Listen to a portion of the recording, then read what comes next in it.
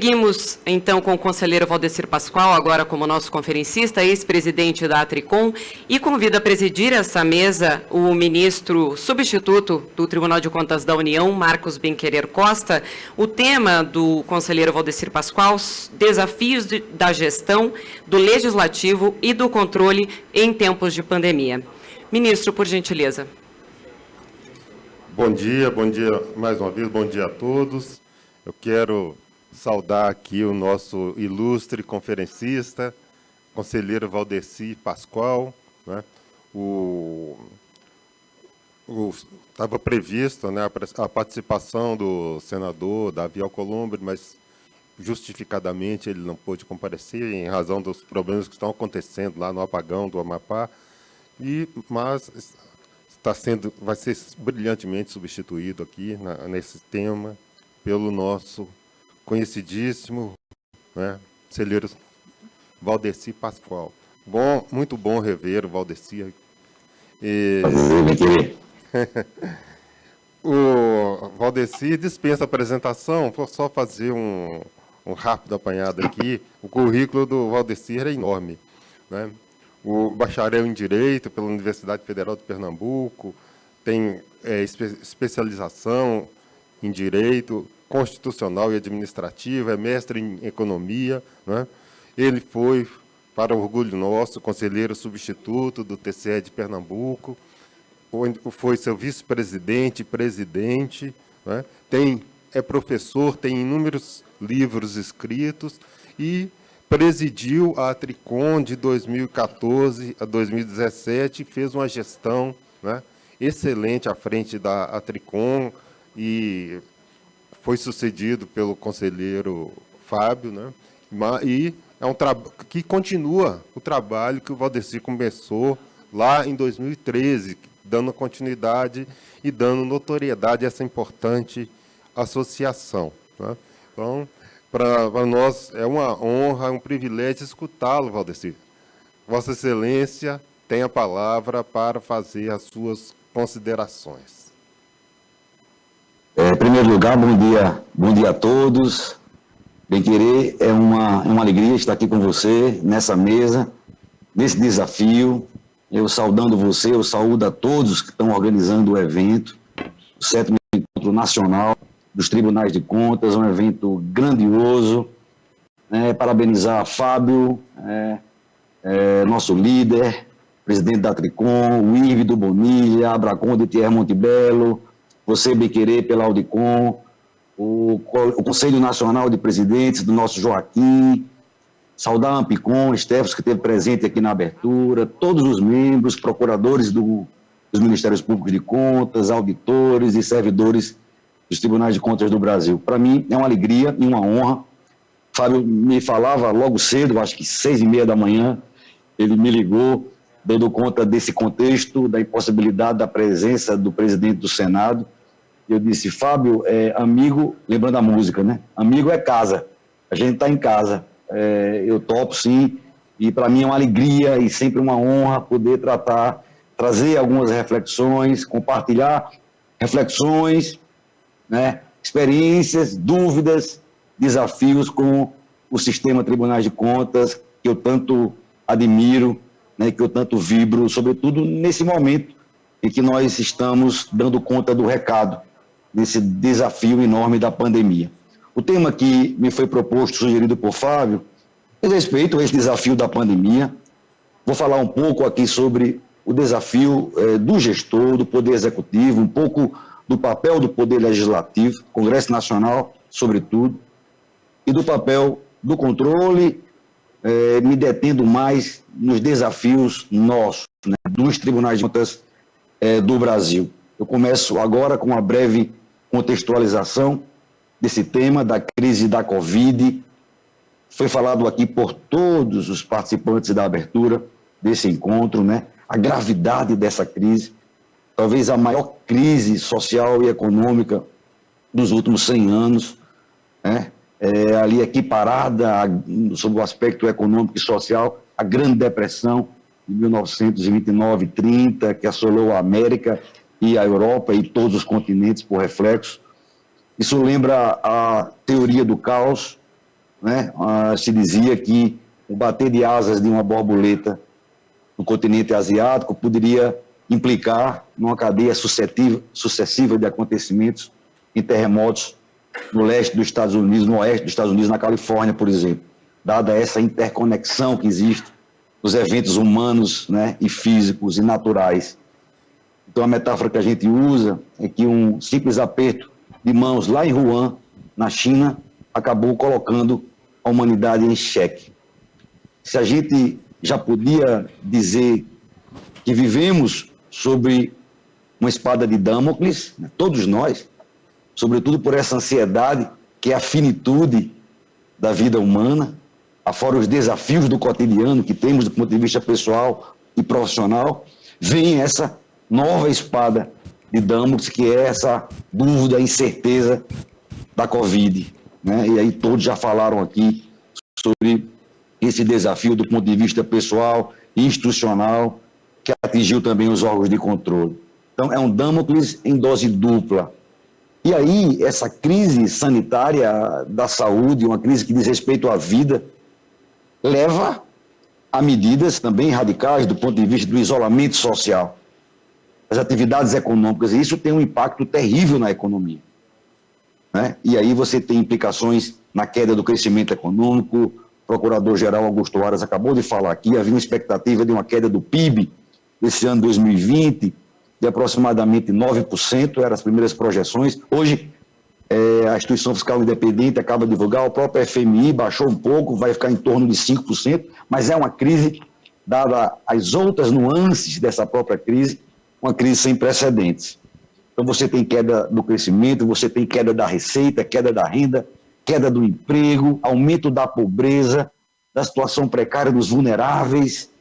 É um choque inédito do ponto de vista da economia.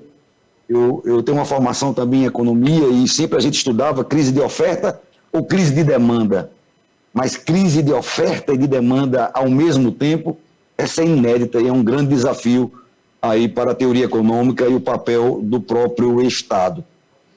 Afora essa crise decorrente da Covid, temos que somar a ela a crise que já havia, uma crise mundial, econômica mundial, uma crise fiscal.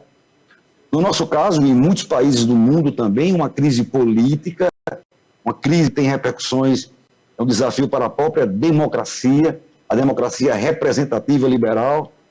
Some-se a essa crise fiscal e econômica antes da própria Covid. A crise psicológica, o mundo vive uma espécie de malásia social, há um mal-estar, há muita polarização, há muito extremismo, situações polares, muito decorrente desse mundo novo das redes sociais, em tempos que vive tempos de cólera, né? Todo mundo tem uma opinião, há um pós-verdade, há narrativas que coloca em xeque até conquistas civilizatórias. Você reabre as questões que já estariam de alguma forma sedimentadas. Então, uma crise de grandes proporções. E fora isso ainda, no nosso caso, o desafio de um ano eleitoral. Mais de 5 mil municípios elegendo prefeitos, elegendo vereadores, e isso tem repercussão no âmbito dos estados e repercussão também no âmbito federal. Então, é nesse contexto que surge aí o papel desafiador, né, da gestão, do parlamento, do legislativo e dos órgãos de controle. Eu começo por enfocar esses desafios, alguns desafios principais da gestão, né, do poder executivo. Em primeiro lugar, há um verdadeiro paradoxo da pandemia. Você tem os governos, eu falo das três esferas, os governos têm que aumentar despesas, e é um aumento substancial, embora haja diminuição de outras áreas, mas não é na mesma proporção. O saldo é um aumento de despesas, sobretudo na área da saúde e da assistência social aos mais vulneráveis. Por outro lado, e para e passo, queda de arrecadação, queda de receita, ou seja, uma tempestade perfeita em matéria de desafio para a gestão. E some-se a isso, reitero, a crise anterior que já existia. Já eram tempos de desafios hercúleos para os gestores. Imagina com os novos desafios da Covid. E nesse contexto agora, né, acabamos de ter eleições no domingo passado, Você começa agora todo um período de transição dos municípios, isso é muito importante. Vários municípios, existem leis regulamentando a transição, os tribunais de contas têm um papel importantíssimo nessa transição, de não deixar que aconteça aquele contexto de terra arrasada, prefeito que sai diz que deixou tudo e o que entra diz que não encontrou nada. É preciso uma atuação preventiva agora nesse momento. Algumas leis, que Pernambuco tem uma lei estadual que regulamenta as transições, inclusive no âmbito dos municípios, ela traz a possibilidade de comissões de transição, que os documentos sejam enviados aos tribunais de contas e ao Ministério Público. Temos um papel importante, sobretudo nesse planejamento para o ano de 2021. Há no horizonte a possibilidade de uma crise fiscal ainda maior, da mesma proporção, daqui já a hoje, porque vai acabar, o Estado não tem condições de manter o auxílio emergencial, que deu um certo suporte econômico e social, foi um alento de certa forma, mas isso não tem condições de permanecer da forma como está, então a crise vai aumentar, inclusive com possibilidade de queda de arrecadação devido à diminuição da demanda desse segmento social que recebeu o auxílio. Ainda essa preocupação nossa, como a gente de alguma forma falhou na gestão da saúde, nessa coordenação nacional da saúde, a possibilidade de uma segunda onda antes do final da própria primeira onda, quer dizer, uma superposição de ondas, isso pode gerar insegurança, quando a gente vinha naquele ambiente de reformas constitucionais, que estavam sendo debatidas e que esse debate de alguma forma fica travado devido ao parlamento de alguma forma estar mitigado e a gente tem dificuldade de fazer esse debate público de temas tão importantes e tão caros. No âmbito ainda do Poder Executivo, eu destaco um papel muito importante da União, o nosso federalismo tridimensional, talvez o único país que tenha 3 entes federativos autônomos, com competências definidas na Constituição Federal, mas sabe que em matéria fiscal, em matéria econômica, as ferramentas, os instrumentos de política monetária, de política macroeconômica, está a cargo da União. A União tem esse papel não só de coordenar no âmbito da saúde, mas, sobretudo, na questão das medidas de ordem econômica para, de alguma forma, mitigar os efeitos econômicos e sociais dessa crise. Então, é a União quem tem capacidade de endividamento, ela pode se endividar, e isso o fez, o governo federal se endividou, há uma possibilidade da dívida pública chegar a 100% do PIB, um aumento substancial.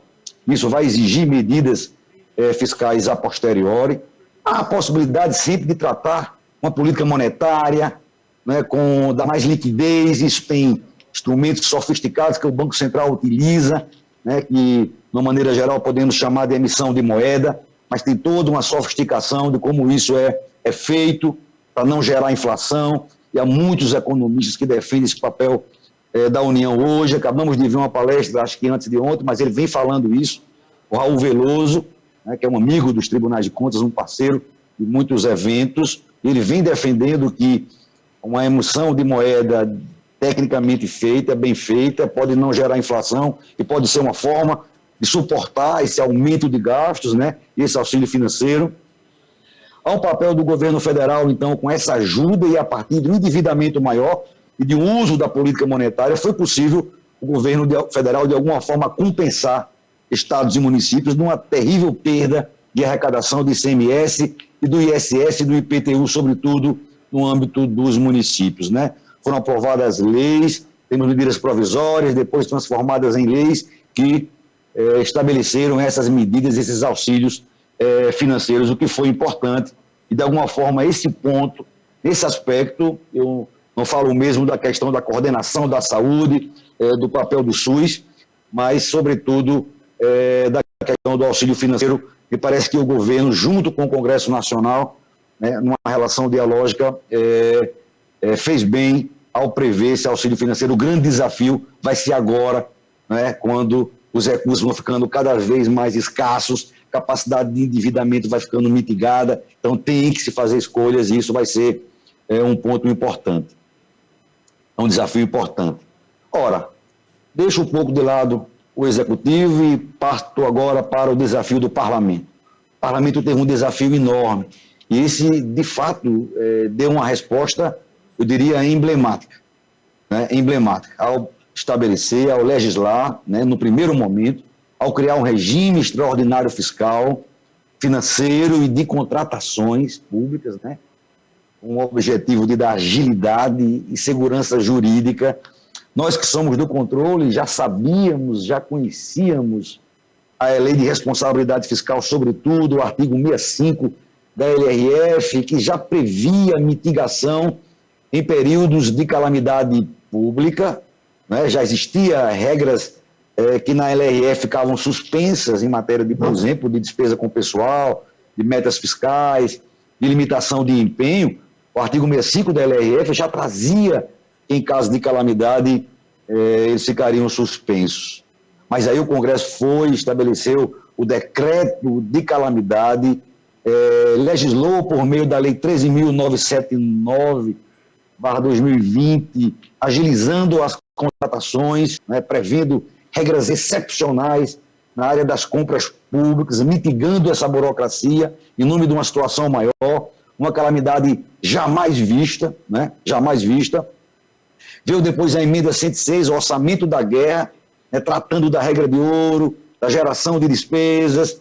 Posteriormente veio a lei complementar 173, né, com ajuda, prevendo mais ajuda do governo federal, suspendendo dívidas e criando novas exceções no texto permanente da LRF. O que se viu é que, de alguma forma, a lei de responsabilidade fiscal, ela previu essas situações, ela previu situações excepcionais de calamidade, de crescimento, de decréscimo da economia, mas não com essa magnitude, não com essa magnitude. Foi preciso uma crise dessa dimensão para que o legislador fizesse correções pontuais na LRF e aumentasse o leque, né, de exceções àquelas medidas fiscais, aquelas vedações e limitações fiscais. Então, a Lei Complementar 173 foi uma norma fundamental para regular, né, esse vazio do ponto de vista legislativo que existia até então e estabeleceu novas exceções à LRF, expressamente em relação à renúncia de receitas, ao artigo 16 da geração de novas despesas, ao artigo 17 as despesas obrigatórias de caráter continuado, do artigo 35 e 37, que trata do endividamento público, e do artigo 42, aquele artigo tão importante de final de mandato, não poder contrair obrigações de despesas, né, que não tem um lastro financeiro nos últimos 8 anos, nos últimos 8 meses do mandato, que era o caso agora do chefe do Poder Executivo e do chefe do Poder Legislativo. Então, é um ano até que os tribunais cobram muito esse artigo 42, né? E a própria Lei Complementar 173, diante dessa calamidade pública, resolveu mitigar e estabelecer uma exceção. Claro que todas essas exceções dizem respeito a despesas, é como se fosse um orçamento paralelo, dizem respeito às despesas e ações sociais que digam respeito à Covid. Os tribunais de contas terão que ter muita atenção nessa hora de exame das contas, de separar aí o joio do trigo, de separar o que é a regra excepcional, que está focada nesse desafio da Covid, né? E suas correlações, e suas relações diretas e indiretas, daquilo que não tem nada a ver, que o gestor pode de alguma forma se aproveitar para caminhar na trilha da exceção quando não deveria. Então, do ponto de vista da legislação, o papel do parlamento começa ali logo com auxílio emergencial, de alguma forma, no debate. A proposta do governo federal era menor, no patamar de R$200, foi o Congresso, foi a pressão da sociedade junto com o Congresso que fez com que houvesse um acordo para chegar no patamar de R$600, e o Congresso, de alguma forma, supriu essa legislação excepcional com esse regime extraordinário fiscal, estabelecendo, né, o que eu chamo e muitos chamam de quarentena fiscal.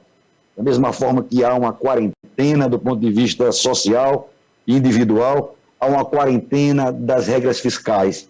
Há uma suspensão de regras mais radicais, mais fortes da responsabilidade fiscal em nome, né, de outros direitos fundamentais, eu daqui a pouco falarei com mais vagar. Então, o parlamento teve esse desafio e no meu juízo de valor, no meu modesto juízo de valor, o parlamento está sabendo dar respostas para esse cenário de crise. E uma das respostas foi, de alguma forma, suspender aquelas discussões, né, de reformas fiscais que haviam, né, reformas fiscais de austeridade.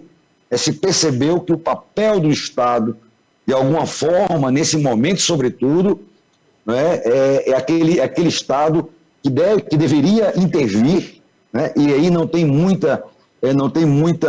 pode se fazer muita concessão à austeridade. O Estado tem que gastar mesmo, tem que se endividar. Essa é uma das razões de ser do Estado, né? Quem tem o conhecimento aí da teoria keynesiana sabe que nessa hora Adam Smith tem que estender as mãos para Keynes, né?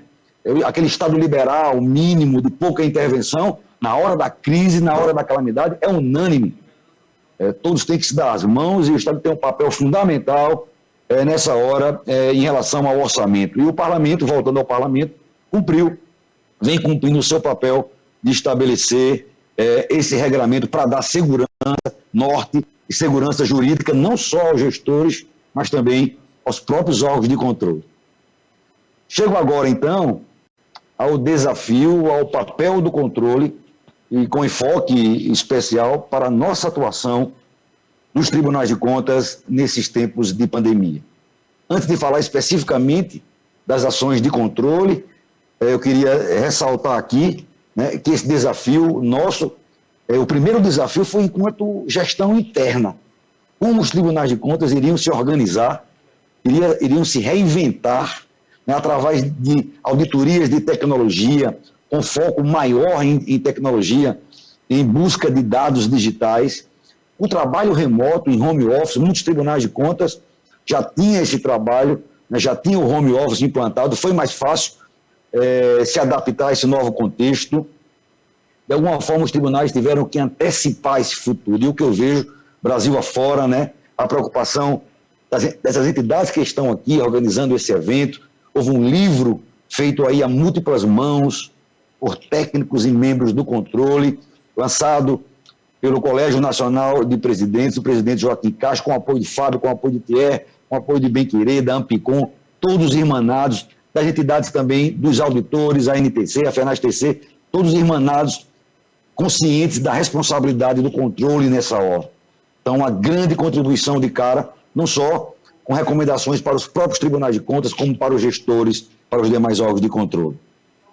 Quanto aos desafios do controle, propriamente dito, né, o primeiro desafio era estabelecer como conciliar o papel de orientar, esse papel pedagógico, né, dos nossos tribunais, que já é tradicional. Os tribunais de contas têm sim uma função educadora, como de fiscalizar. Como atuarmos, ao mesmo tempo, em defesa da vida, da saúde e da República, e do equilíbrio das contas públicas, né? Esses dilemas todos foram postos. O segundo desafio era como construir, e isso já começou no primeiro momento, mesmo quando não havia já essa legislação que nos deu certo conforto por parte do Parlamento, mas antes disso os tribunais já foram demandados a externar juízo de valor sobre questões dificílimas. Então, como os tribunais de contas construir uma hermenêutica da crise, amparada em ponderação, sobretudo em ponderação de princípios constitucionais, diante dessas aparentes antinomias, né, entre estrita legalidade, né, e razoabilidade, entre responsabilidade fiscal e direito à saúde e à vida, dignidade da pessoa. Então, esse foi um outro desafio, o desafio hermenêutico dessa interpretação. O terceiro desafio era como os tribunais de contas impedirem que a flexibilização dessas regras de responsabilidade fiscal, né, da própria legislação e também da interpretação da hermenêutica.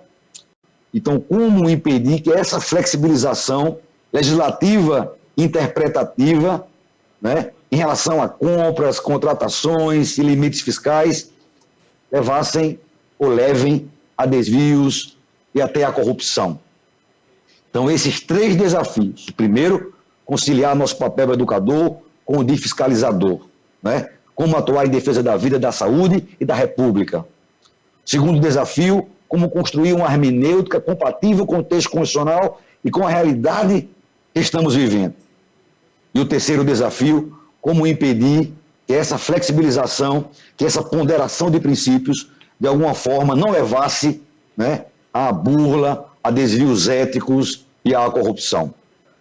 Eu chamo a atenção para esse papel da orientação, esse papel pedagógico, enaltecido aqui na abertura por todos os nossos colegas e amigos, sobretudo, né, esse papel que nós temos, os estados já são mais aquinhoados juridicamente, a estrutura de governança dos estados, a União nem se fala, os estados, a maioria deles tem uma boa estrutura de governança, de controle interno, de procuradoria jurídica, de órgãos tributários, mas nos municípios, sobretudo dos médios e pequenos municípios, esse papel educador dos tribunais de contas é mais preponderante e é mais necessário. Então, os tribunais de contas, de alguma forma,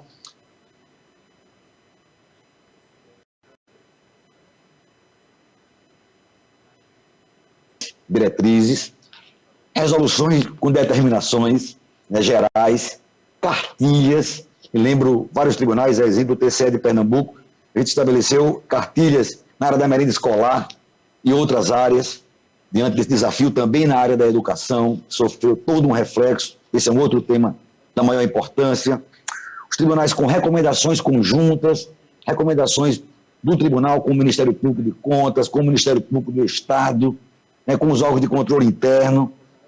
Os tribunais atuaram nessa função educadora através de consultas formais. Nós temos esse papel de órgão consultor, né, respostas em tese, mas que estão ajudando muito diante das dificuldades interpretativas, mesmo com essa legislação fiscal extraordinária aprovada pelo Congresso Nacional e algumas assembleias legislativas também o aprovaram. Mesmo assim, há dúvidas, né? A linguagem nunca é tão clara e sempre há margem, né, para uma interpretação, né? Mesmo com toda essa legislação que procurou suprir esse ato, suprir esse vazio, os tribunais foram demandados. E a cada semana eu vejo e leio os sites dos Tribunais de Contas Brasil afora, respondem consultas formais, orientando os gestores em temas complexos, seja na área da assistência social, seja na área da saúde ou na área da educação. Já falei aqui do livro editado pelo colégio e pelo sistema, um livro que orienta os tribunais de contas a atuar nesse ambiente desafiador, né? O papel do IRB, da Tricom, da Abracom, de todas as entidades, né, que se irmanaram, né, e se uniram ainda mais para que a gente desse uma resposta à altura do nome do controle externo. Ora, saio do papel educador, o desafio do Tribunal de Contas é educador, e entro nesse desafio de fiscalizar, de controlar, propriamente dito. E aí os tribunais se valeram, eu vi muito isso e continuo vendo, dos alertas. Uma das novidades benfazejas da Lei de Responsabilidade Fiscal foi estabelecer no artigo 59 a possibilidade do tribunal, diante, sobretudo, de indícios, né?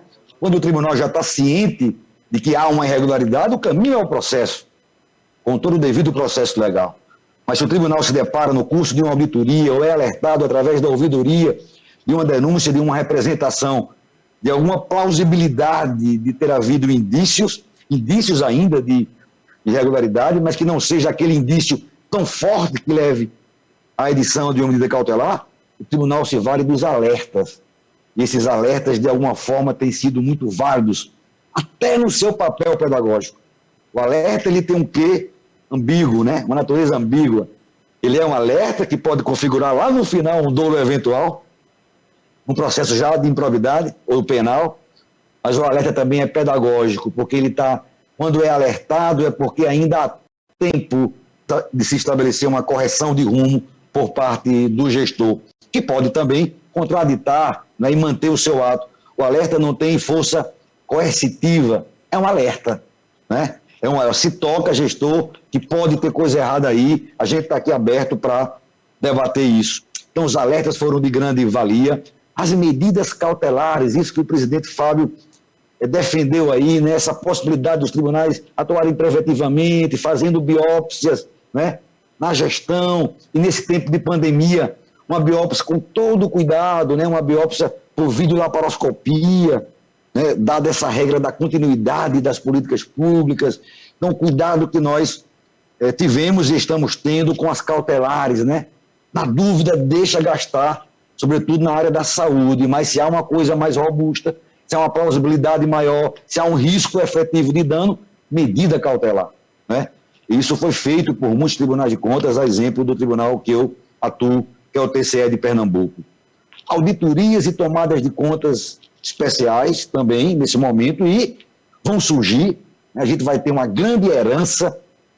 Os tribunais já atuaram de forma preventiva, com muita efetividade, mas todo esse estoque de achados, né, com as defesas, vão fazer parte do bojo de contas de governo e contas de gestão. E os tribunais têm que fazer esse juízo de valor, claro, levando em conta todo o contexto em que esses gestores atuaram, sobretudo nesse ano de 2020. Então, esse papel fiscalizador é muito importante.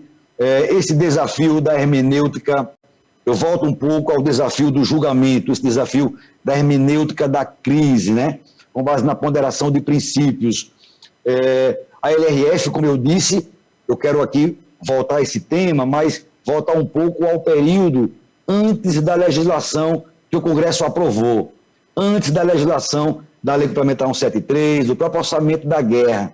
Os tribunais tiveram que se deparar com situações muito delicadas, já que a LRF, o artigo 65, não era suficiente, né?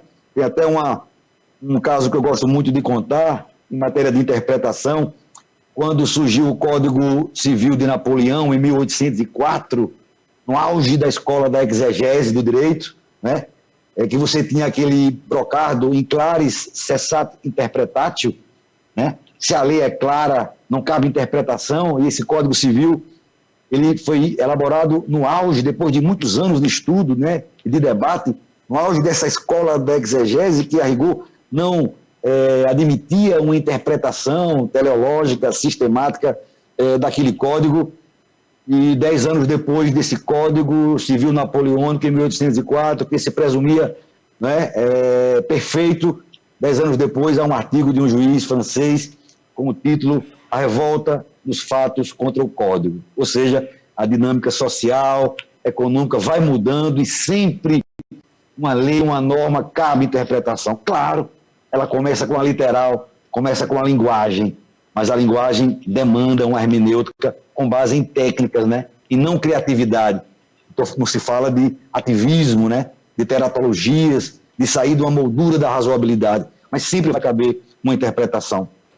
O Supremo deu um pontapé inicial e facilitou de alguma forma a vida dos tribunais de contas através da ADI 6357. O ministro Alexandre de Moraes, depois essa ADI foi referendada de alguma forma pelo plenário do STF, e que ele suspendeu, usando aquela técnica da interpretação conforme a carta, sem redução de texto, e dizer que os artigos 14, 16 e 17 da LRF estariam, durante a calamidade, suspensos, desde que os recursos fossem voltados para o combate à Covid. Então, essa hermenêutica da crise surge com esse link case, que foi a ADI 6357 do STF. Né? E nessa própria ADI, o Supremo também suspendeu o pagamento de dívidas dos entes subnacionais para com a União. Aqui em Pernambuco, tivemos um debate semelhante a esse, que envolvia o artigo 37, inciso 1º, da Lei de Responsabilidade Fiscal, aquele que impede se antecipar cobrança de tributos, de impostos, sem fato gerador já existente. É uma norma de responsabilidade fiscal. Tivemos aqui um caso concreto em que isso estava em jogo e o tribunal, amparado aí nessa lógica de uma ponderação de princípios, pugnou por maioria pela possibilidade de suspensão dessa vedação nesse contexto de pandemia, e desde que aqueles recursos antecipados, aqui no caso foi do IPTU, fossem voltados para o combate à Covid-19. Logo depois veio, né? Sim, uma coisa que nos ajudava também e ajudou aos tribunais de contas nessas interpretações iniciais, além desse precedente emblemático do STF, foi a LINDB, né? O papel da lei de introdução, né, lei de introdução às normas do direito brasileiro, com as atualizações dos anos recentes. A LINDB nos deu conforto interpretativo diante da complexidade, dos obstáculos e das consequências, né? Se de alguma forma o artigo 65 da LRF não era suficiente, você tem uma LINDB ali, por outro lado, que permitia essa mitigação dessas vedações mais fortes da LRF, e tudo isso aí à luz e ancorado nos princípios fundamentais da Constituição Federal, sobretudo o direito à saúde, o direito à vida e à dignidade da pessoa humana. Ora, logo depois vieram as leis federais, a emenda constitucional da guerra e a lei complementar 173, e aí positivou aquela jurisprudência do Supremo Tribunal Federal. E essa particular, que eu me lembro bem do TCE de Pernambuco em relação à antecipação de impostos, foi positivada através da lei complementar 173, né, e pela emenda constitucional 106. De alguma forma, isso permitiu um maior grau de segurança jurídica, não só para o gestor, como também para nós do controle. Passo, então, né, a enfrentar aquele desafio terceiro que eu lembrei aqui no início, no meio da minha fala. O desafio de evitar a impunidade e a corrupção, né? A pandemia, esse contexto terrível de calamidade, de implicações fiscais e econômicas, sociais enormes, ela não é um cheque em branco. Isso os tribunais precisaram dizer. Eu vi manifestações dos representantes das entidades, presidente de tribunais de contas, dizer e alertar ao gestor e alertar a sociedade, dizer para a sociedade que pandemia não significa cheque em branco, não significa salvo-conduto. Há todo o entendimento e compreensão desse contexto, mas uma coisa seria irrenunciável, que é o dever de motivar. O dever de motivar. Nunca foi tão necessário para o gestor e o controle analisar isso no seu papel fiscalizador, a motivação dos atos de gestão, as dispensas de licitação, né? A motivação tem que estar muito robusta. Os casos em que a lei até permitia a compra de empresas inidôneas, né? Chega a isso, dada a situação emergencial.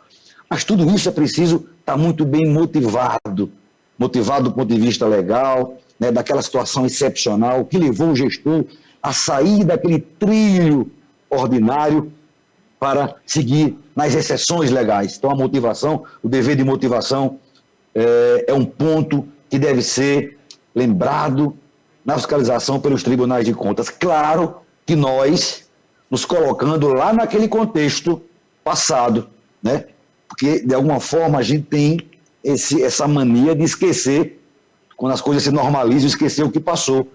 E a gente tem que ter essa empatia para o passado, né? Essa empatia para o passado e se colocar de alguma forma no papel do gestor e do controle lá atrás, no tempo em que os atos estavam ocorrendo e aquelas decisões, né, de alguma forma emergenciais sendo tomadas uma atrás da outra.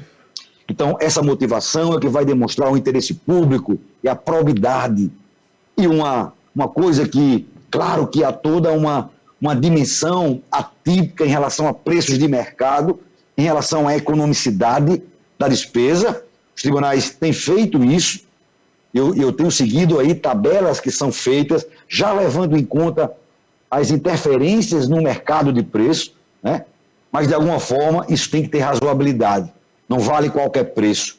Essa motivação também do preço e dizer por que está fazendo aquela compra num valor maior do que há 2 meses atrás, tem que estar devidamente motivada através de cotações. Então, a economicidade nesse aspecto tem que ser preservada.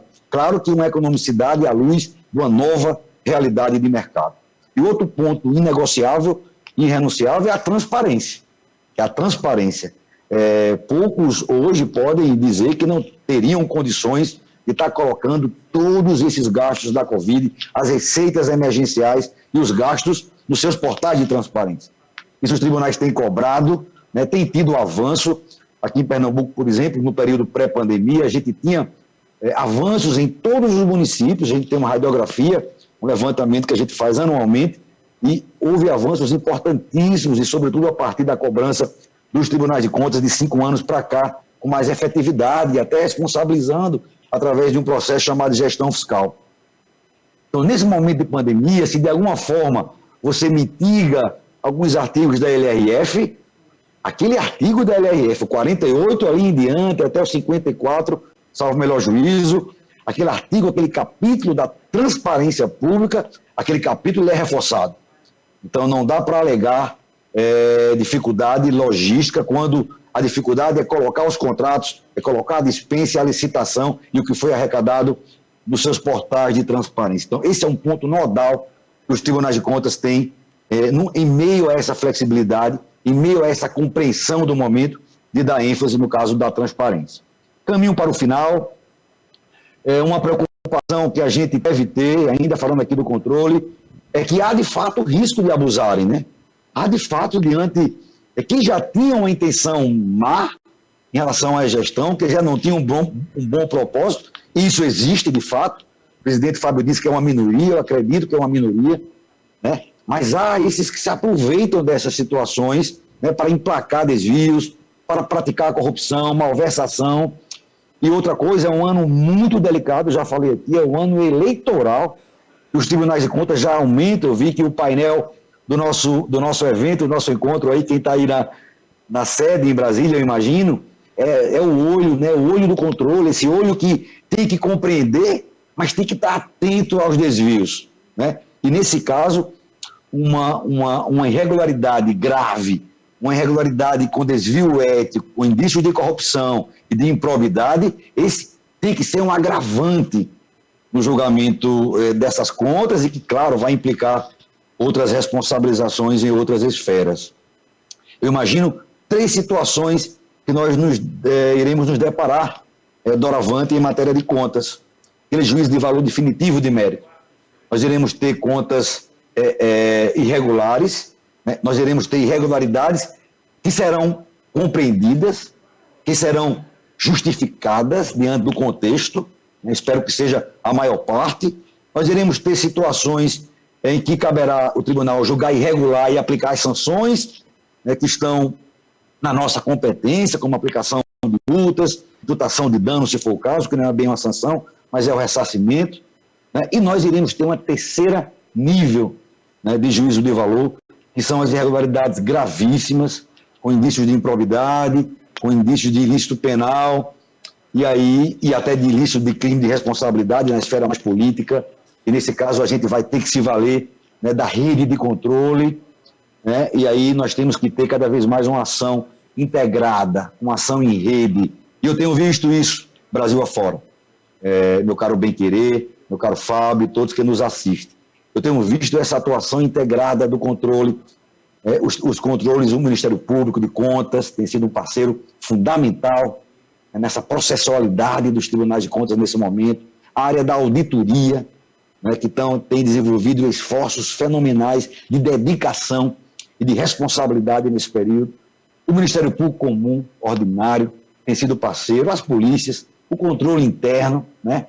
Então, essa integração tem que continuar, sobretudo nessa questão dos indícios de gravidade maior, né? Há toda também uma integração decorrente das transferências constitucionais ilegais. Há uma zona ainda cinzenta que o sistema vai ter que definir, o próprio judiciário, em matéria de competência de jurisdição. Há repasses financeiros que estão muito claros, a competência do controle subnacional, do controle estadual e municipal. Há uma zona cinzenta e nós ficamos, de alguma forma, com dúvida se isso seria competência mais da esfera federal ou da esfera municipal. É preciso ter essa compreensão, ter paciência, ter bom senso, de alguma forma delimitar isso, para dar segurança jurídica para nós do controle e também para os gestores públicos, né? Então, essa sua atuação integrada é fundamental, fundamental. Eu finalizo, meu caro Bem-Querer, eu acho que está aí no adiantado da hora, e nós já estávamos com um pouco de atraso, e eu vou finalizar de verdade. Eu finalizo fazendo um breve resumo dessa minha fala, né? O resumo dessa nossa responsabilidade histórica, responsabilidade e, ao mesmo tempo, oportunidade. Crise também é oportunidade. E uma oportunidade para aquilo que o presidente Fábio falou, para que o tribunal mostre o seu papel, né? Mostre a sua importância, né? Não só de auxiliar os gestores, como também de fiscalizar em nome da sociedade. Esse é o nosso papel. O controle externo fiscaliza em nome da sociedade. A nossa fundamentação, a nossa legitimidade está no Congresso Nacional, está nos representantes do povo, né? Claro, com competências privativas, próprias, com autonomia, mas sem esquecer que a gente atua em nome do cidadão. Então, eu queria dizer que, em resumo, que os tribunais de contas têm que estar cientes, né, desse seu papel orientador, do seu papel pedagógico, do seu papel de educador. É preciso um reforço desse papel educador nesse momento. Muitos municípios pequenos, sem estrutura, vão precisar mais dos tribunais de contas do que tempos normais. É preciso também separar o joio do trigo, né? Ver o grau de culpabilidade mesmo, né? À luz da LINDB, das irregularidades, saber os vícios, as ineficiências que podem ser aceitadas nesse contexto excepcional, tentar separar isso do dolo, má-fé. A gente tem mais dificuldade de analisar dolo, né, e má-fé. Esse controle integrado vai nos permitir isso com compartilhamento de provas com a Polícia Federal, com a Polícia Civil, com o Ministério Público. Isso nos vai permitir uma maior análise com mais precisão das situações de maior gravidade, né? Não esquecer da LINDB, do consequencialismo, dos contextos e da proporcionalidade. É um juízo de valor que deve guardar essa referência da proporcionalidade do tempo que foram proferidos os atos de gestão e de governo. É preciso que a sociedade, que a imprensa compreenda o papel dos tribunais de contas. Esse é um desafio de sempre. Eu vejo o esforço de todos que integram os tribunais de contas de tentar passar para a sociedade esse nosso papel, dizer que a gente não é polícia, dizer que a gente também não é Ministério Público, não se confunde, né? Dizer que o processo de controle ele se baseia em métodos e procedimentos de auditoria. Lembrar que nós somos um tribunal sui generis, nós somos fiscal e julgador ao mesmo tempo. Daí essa nossa cautela, isso vai muito para a gente, para nós membros e servidores que auditam sobretudo, da cautela de não antecipar juízo de valor, de ter que respeitar, de fato, o devido processo legal. Somos, afinal, um tribunal. De alguma forma, o Ministério Público e as polícias têm mais liberdade em externar juízo de valor preliminar. É o papel deles, de alguma forma. Nós somos um tribunal. Não podemos ser um sacerdote, aquela sacristia. Não, mas temos que ter essa cautela, sobretudo com as opiniões em entrevistas, em redes sociais, sobre juízo de valor que vai ter que ser proferido nos autos e posteriormente. Os tribunais... a sociedade não deve esperar de nós ações espetaculares, né?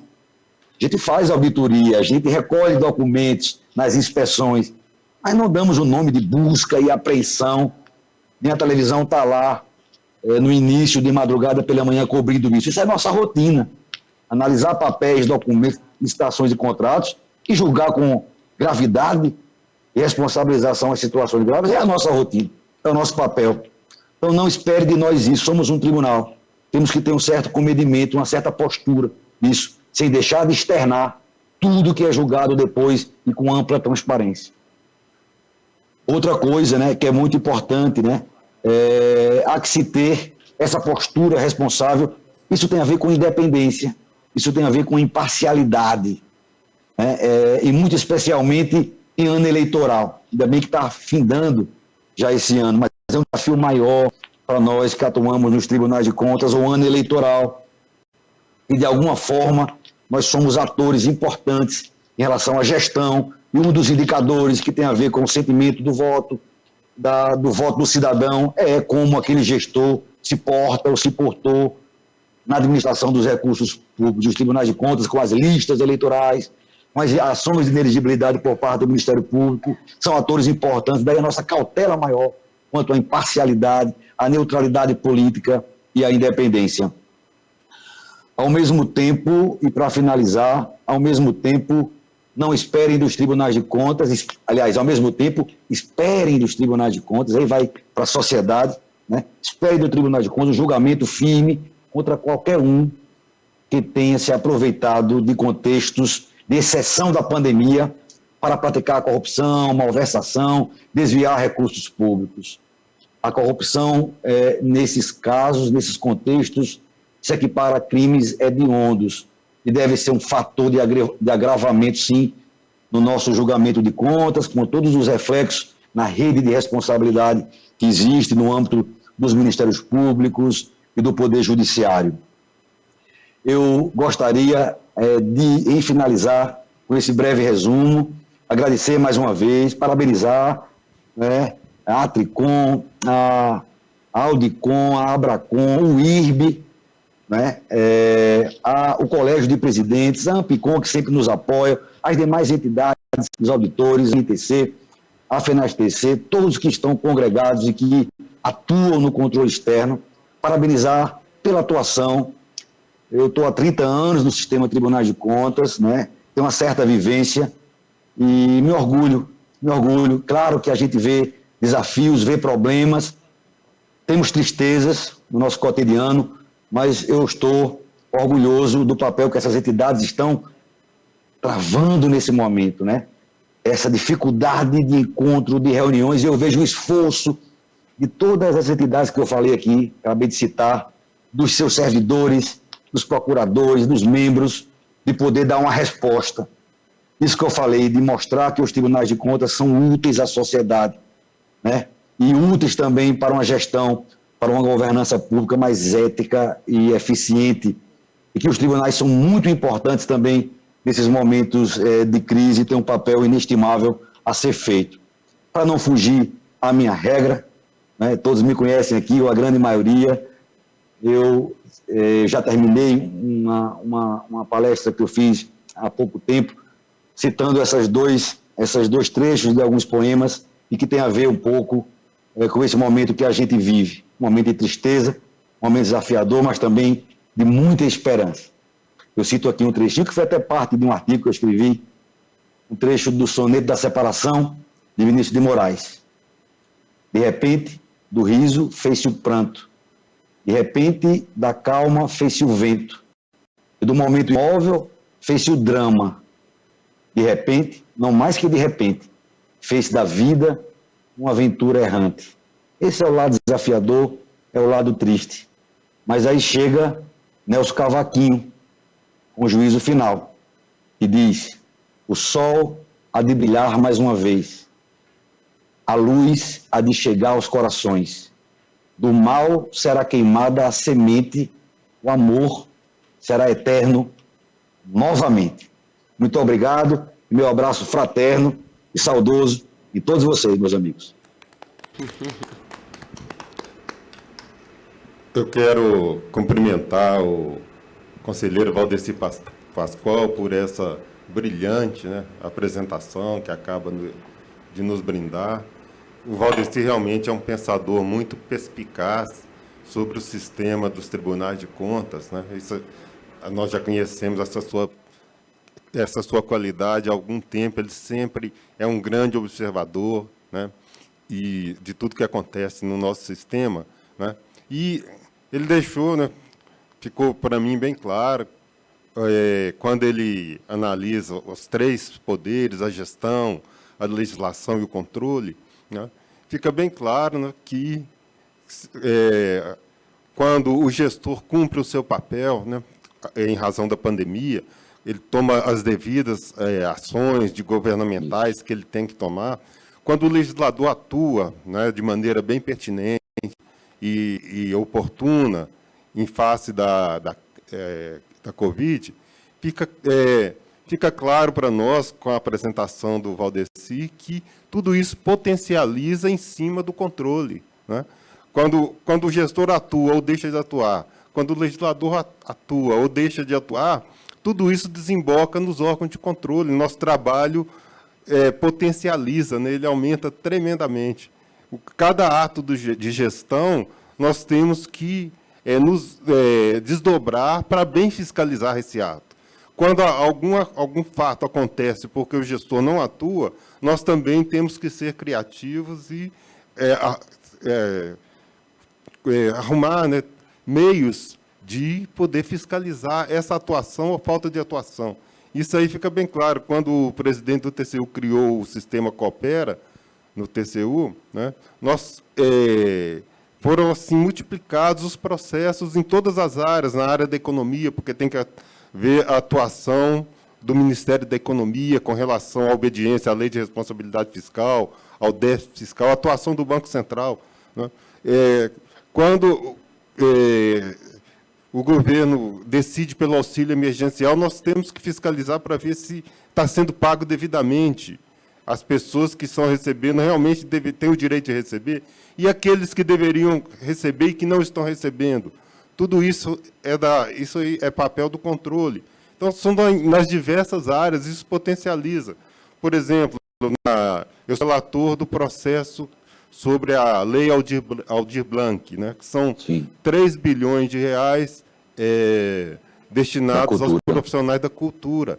Isso aí é para a União, Estados e municípios. O TCU não consegue fiscalizar isso sozinho, tem que ter o apoio dos tribunais de contas dos estados e municípios para ver como que esses recursos são aplicados. Isso nas diversas áreas. Eu relato também na área do turismo, que é semelhante. Então, a análise do conselheiro Valdecir é muito clara nesse sentido. Quando os outros atuam bem ou mal, nós, independentemente disso, nosso trabalho aumenta, potencializa, né?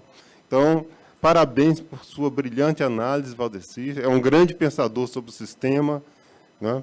E receba aqui nossos cumprimentos e nosso muito obrigado por sua participação. Eu agradeço a você e, rapidamente, eu preciso deixar registrado aqui o meu abraço e meu obrigado também ao presidente do TCU, Zé Múcio, meu conterrâneo e amigo, né, que esteve presente aqui na abertura e vai participar de um painel logo mais, e reconhecer o seu papel, né, de grande agregador, né, e de grande colaborador. Todos esses eventos, a nossa pauta nacional tem que ter o apoio do TCU. E ele foi, seguindo essa tradição, né, um grande amigo dos tribunais de contas estaduais e municipais. Então, ele é meu abraço, e também ao querido amigo Bruno Quick, do SEBRAE, que tem sempre estado presente, e se é um parceiro fundamental, e tem muito a ver com esse momento de retomada do crescimento econômico, o papel das micro e pequenas empresas e do próprio SEBRAE. Agradeço, bem querer, e o meu forte abraço a todos, e o meu agradecimento a todos vocês. Muito obrigado. Muito obrigado. Obrigada, ministro. Obrigada também ao conselheiro Valdecir Pascoal, ex-presidente da Tricom, por participar desta mesa de conferência do 7º Encontro Nacional dos Tribunais de Contas.